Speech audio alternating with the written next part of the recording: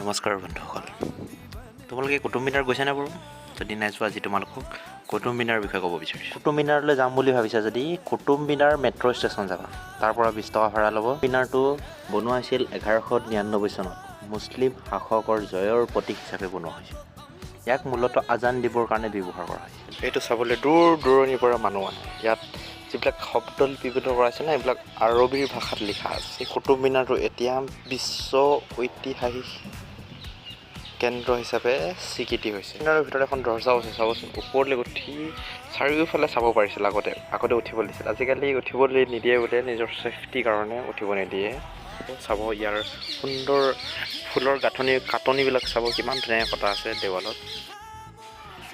যদি ভিডিঅ'টো ভাল লাগিলে লাইক কৰিব, শ্বেয়াৰ কৰিব, ছাবস্ক্ৰাইব কৰিব।